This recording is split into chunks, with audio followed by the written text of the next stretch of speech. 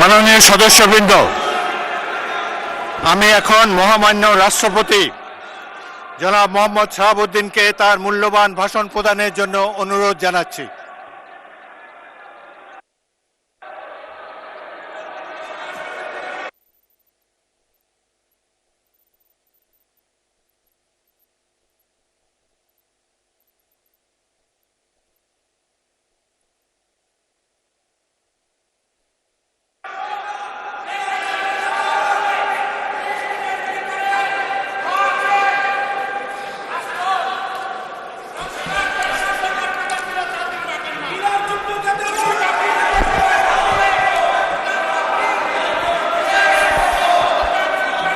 মাননীয় সদস্যবৃন্দ, সংসদের শৃঙ্খলা রক্ষা করুন।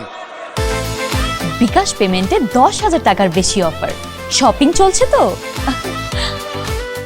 অনুগ্রহ করে নিজের আসনে বসে পড়ুন। রাষ্ট্রপতির ভাষণ শুনুন।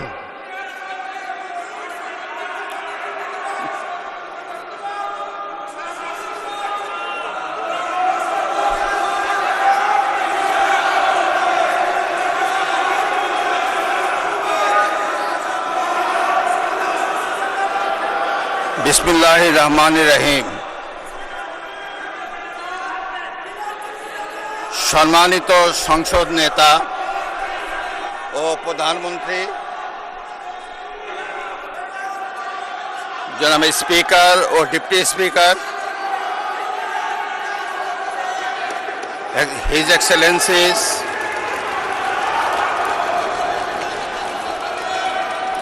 সম্মানিত সংসদ সদস্যবৃন্দ,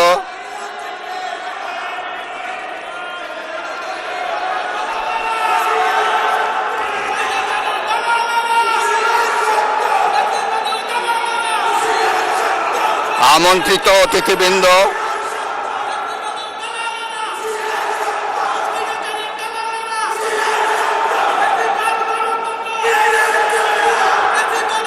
প্রিন্ট এবং ইলেকট্রনিক মিডিয়ার সম্মানিত সাংবাদিকবৃন্দ, আপনাদের সবাইকে জানাই আন্তরিক অভিনন্দন ও শুভেচ্ছা।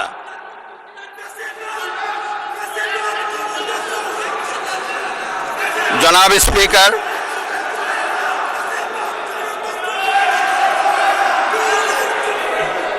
ত্রয়োদশ জাতীয় সংসদের এই উদ্বোধনী অধিবেশনে বাংলাদেশের ইতিহাসের এক ঐতিহাসিক মুহূর্ত। হাজারো শহীদের রক্তের সিঁড়ি বেয়ে দীর্ঘ 1.5 দশকের ফ্যাসিবাদী শাসনের অবসানের পর একটি শান্তিপূর্ণ, অবাধ, সুষ্ঠু ও নিরপেক্ষ নির্বাচনের মাধ্যমে নির্বাচিত প্রতিনিধিদের নিয়ে এই মহান জাতীয় সংসদের যাত্রা শুরু হয়েছে।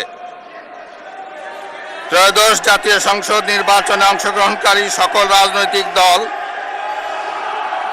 এবং এই নির্বাচন আয়োজনের সঙ্গে সংশ্লিষ্ট সকলের প্রতি আন্তরিক অভিনন্দন।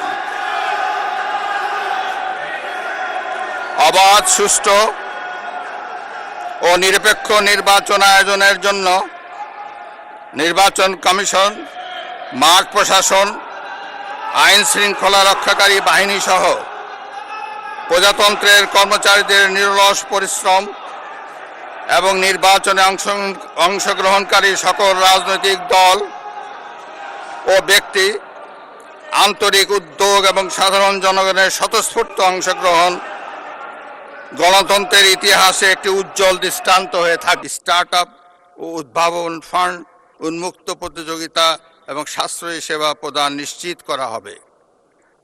বন্ধ পাটকল সহ অন্যান্য কল কারখানা পর্যায়ক্রমে চালুর মাধ্যমে কর্মসৃজনের ব্যবস্থা করা হবে।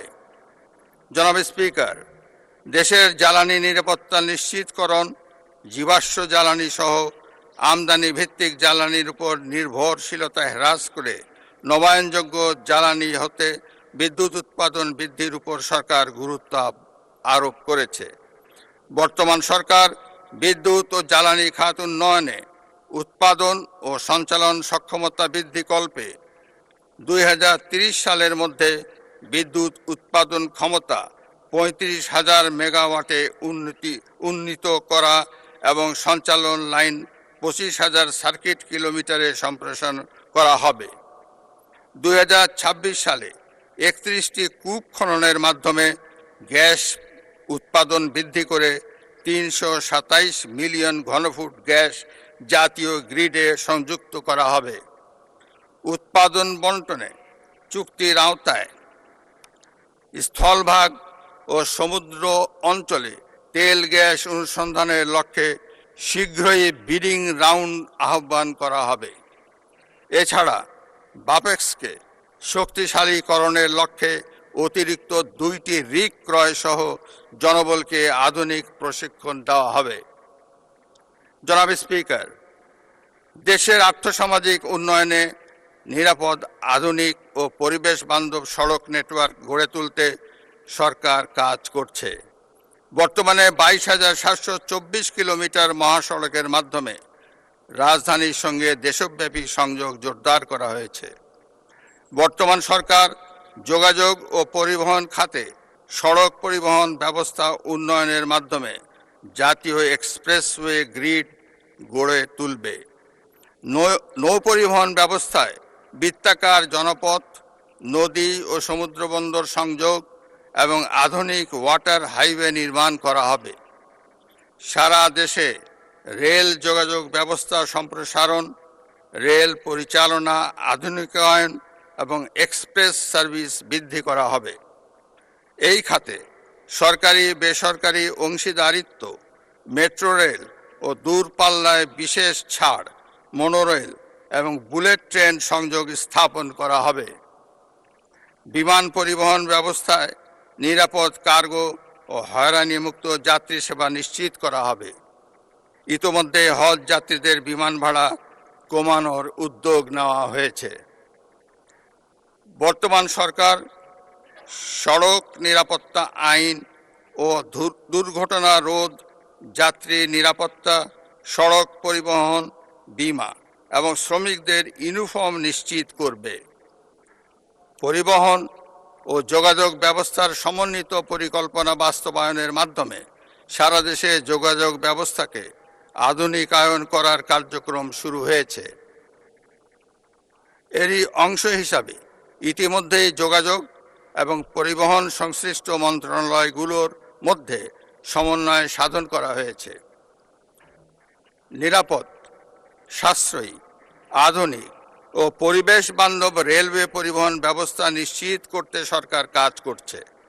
সারা দেশকে রেলওয়ে নেটওয়ার্কের আওতায় আনার পরিকল্পনা বাস্তবায়নের কাজ এগিয়ে চলছে।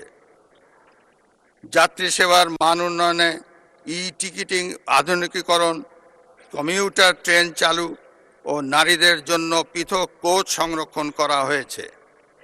অবৈধ দখলকৃত ভূমি উদ্ধার ও বরাদ্দ প্রদান, রেলওয়ে ট্রেনিং একাডেমি আধুনিকীকরণ, ব্রড গেজ ও মিটার গেজ লোকোমোটিভ, ওয়াগন ও লাগেজ ভ্যান সংগ্রহ করা হয়েছে।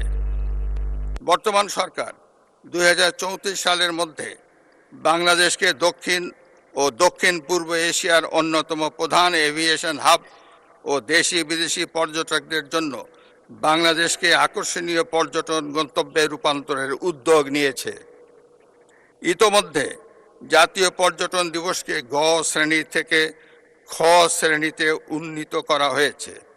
হজরত শাহজালাল আন্তর্জাতিক বিমানবন্দরের 3য় টার্মিনাল সহ অন্যান্য অবকাঠামো নির্মাণের প্রথম পর্যায়ে প্রকল্পের কাজ প্রায় সমাপ্ত হয়েছে।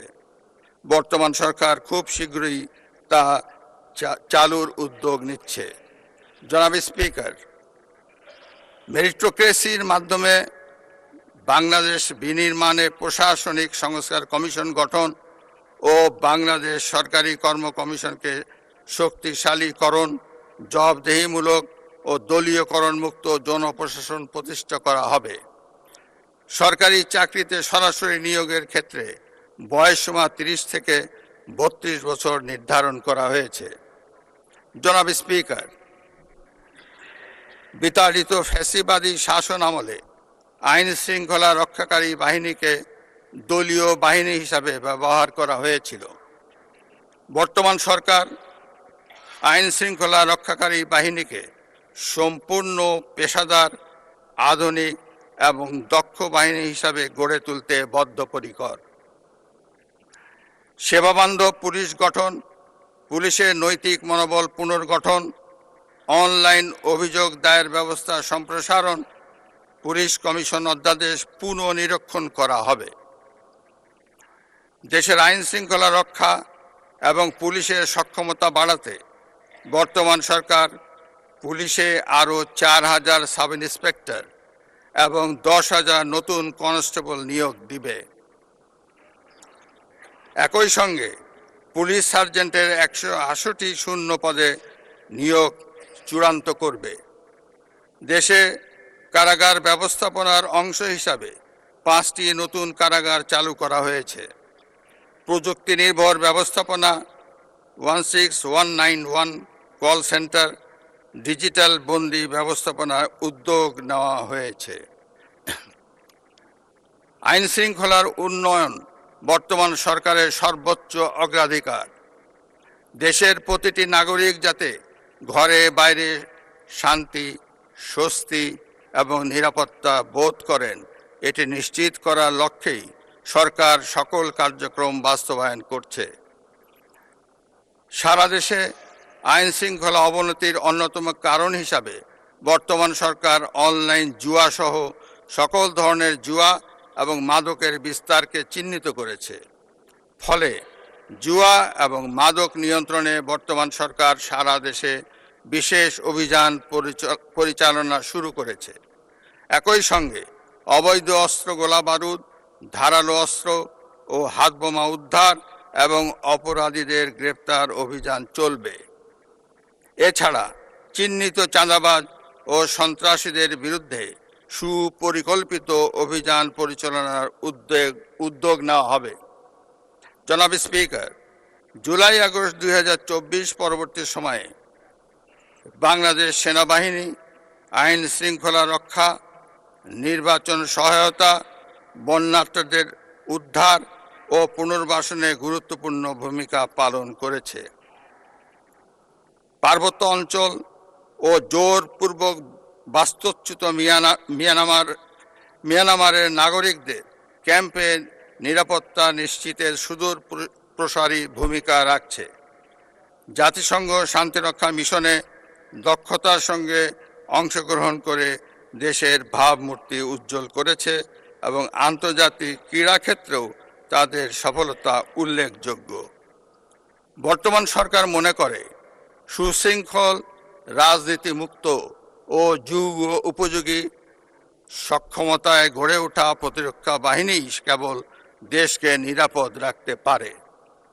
ফলে প্রতিরক্ষা ব্যবস্থা জোরদারে সুশৃঙ্খল ও আধুনিক সশস্ত্র বাহিনী গড়ে তুলে চতুর্মাত্রিক সক্ষমতা ও বিশ্বাসযোগ্য প্রতিরোধ ক্ষমতা নিশ্চিত করা হবে। বর্তমান সরকার একটি জাতীয় নিরাপত্তা কৌশল প্রণয়ন করবে।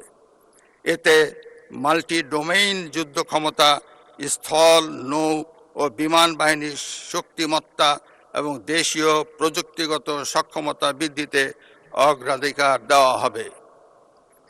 সন্ত্রাসবাদ, চরমপন্থা ও উগ্রবাদের বিরুদ্ধে শূন্য সহনশীলতার নীতিতে কঠোর অবস্থান গ্রহণ করে জাতীয় ঐক্যমত্য গড়ে তোলা হবে এবং আইনগত ব্যবস্থার পাশাপাশি সামাজিক ও প্রতিরোধমূলক কৌশল বাস্তবায়নের মাধ্যমে এসব হুমকি সম্পূর্ণরূপে দমন করা হবে। জনাব স্পিকার, আইনের শাসন প্রতিষ্ঠা করার লক্ষ্যে সরকার অঙ্গীকারবদ্ধ। বর্তমান সরকার বিচার বিভাগের কার্যক্রম, স্বাধীনতা নিশ্চিতকরণ, মামলার জট হ্রাস ও বিচার প্রাপ্তি, হয়রানি মুক্তিকরণ, দুর্নীতিমুক্তকরণে বিচার সেবা আধুনিকীকরণ, বিচারপতি নিয়োগ আইন প্রণয়ন, জুডিশিয়াল কমিশন গঠন, সুপ্রিম জুডিশিয়াল কাউন্সিল ব্যবস্থার ধারাবাহিকতা রক্ষায় কাজ করে যাচ্ছে।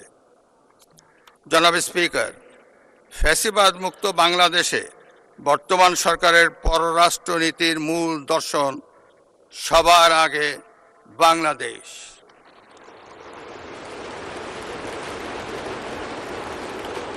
দেশের স্বাধীনতার সার্বভৌমত্ব ভৌগোলিক অখণ্ডতা, জাতীয় স্বার্থ, জাতীয় নিরাপত্তা এবং জনগণের কল্যাণ সর্বাগ্রে প্রাধান্য পাবে।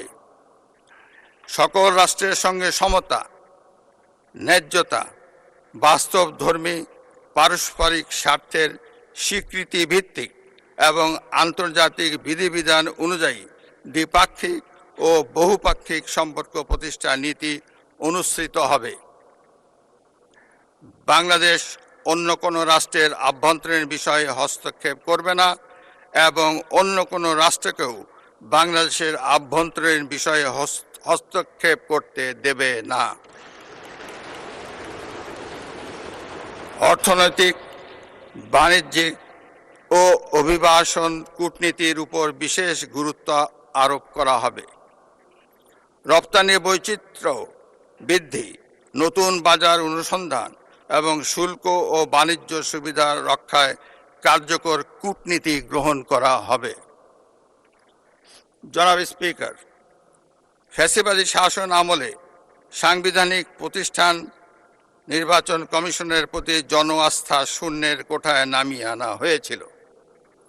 ত্রয়োদশ জাতীয় নির্বাচনের মাধ্যমে নির্বাচন কমিশনের প্রতি জনগণের আস্থা ফিরে এসেছে। নির্বাচন কমিশন যাতে জনগণের আস্থা ও বিশ্বাসে বলীয়ান থাকতে পারে, বর্তমান সরকার আগামী দিনের নির্বাচনী কার্যক্রমে সেটি সমুন্নত রাখবে। নির্বাচন কমিশনের মতো দেশের প্রতিষ্ঠানগুলো যাতে আইন অনুযায়ী স্বাধীনভাবে নিজেদের কার্যক্রম পরিচালনা করতে পারে, বর্তমান সরকার সেটি নিশ্চিত করবে।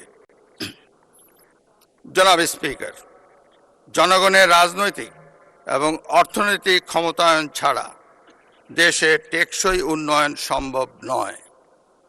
রাষ্ট্র পরিচালনার সকল কার্যক্রমে জনগণের গণতান্ত্রিক অধিকার প্রতিষ্ঠা ও চর্চার ক্ষেত্রে বর্তমান সরকার প্রতিশ্রুতিবদ্ধ। একটি ভঙ্গুর অর্থনৈতিক পরিস্থিতির মধ্য দিয়ে সরকার একটি ন্যায়ভিত্তিক, মানবিক, স্বনির্ভর ও গণতান্ত্রিক বাংলাদেশ প্রতিষ্ঠার পথে এগিয়ে চলছে। এক্ষেত্রে নবগঠিত সরকারের সামনে দারিদ্র্য বিমোচন, দুর্নীতি দমন ও আইন শৃঙ্খলা নিয়ন্ত্রণই বিরাট চ্যালেঞ্জ। পথ কঠিন হলেও রাজনৈতিক সদিচ্ছা থাকলে এই বাধা অতিক্রম কখনোই অসম্ভব নয়। ব্যক্তির চেয়ে দল বড়, দলের চেয়ে দেশ বড়, এই বিশ্বাসে উদ্বুদ্ধ হয়ে সবাই মিলেমিশে ঐক্যবদ্ধভাবে কাজ করলে আমরাই ভবিষ্যৎ প্রজন্মের জন্য একটি নিরাপদ বাংলাদেশ গঠন করতে সক্ষম হব ইনশাআল্লাহ। জনাব স্পিকার, আপনাকে ও আপনার মাধ্যমে প্রিয় দেশবাসীকে এবং ত্রয়োদশ জাতীয় সংসদের সকল সদস্যকে আবারও জানাই আন্তরিক ধন্যবাদ ও মোবারকবাদ এবং নতুন সংসদের সাফল্য কামনা করে আমি আমার বক্তব্য শেষ করছি। আল্লাহ হাফেজ। বাংলাদেশ জিন্দাবাদ।